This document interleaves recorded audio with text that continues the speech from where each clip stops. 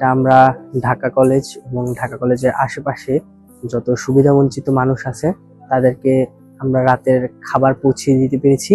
আমাদের যারা ঢাকা কলেজের শিক্ষার্থীরা ছিল, সাধারণ শিক্ষার্থীরা, তাদের নিজ উদ্যোগে এই যে আমাদের voice of youth humanity Bangladesh এর সদস্যগণ তারা নিজের অর্থ দিয়ে এবং নিজেদের পকেটের টাকা দিয়ে আমরা এই ছোট উদ্যোগটি বাস্তবায়ন করেছি।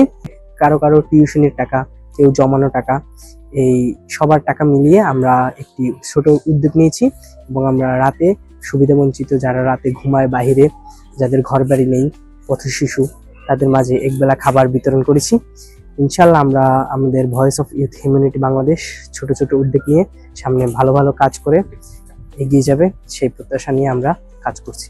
আমাদের ভয়েস অফ ইউথ হিউম্যানিটি বাংলাদেশের সদস্য রয়েছে, তাদের সাহায্যে আমরা নিউ মার্কেট এবং ঢাকা কলেজের আশেপাশে এবং ঢাকা বিশ্ববিদ্যালয়ের আশেপাশে এরিয়াতে আমরা দুস্থ এবং অসহায় সুবিধাবঞ্চিত মানুষের জন্য আমরা খাবার বিতরণ করি।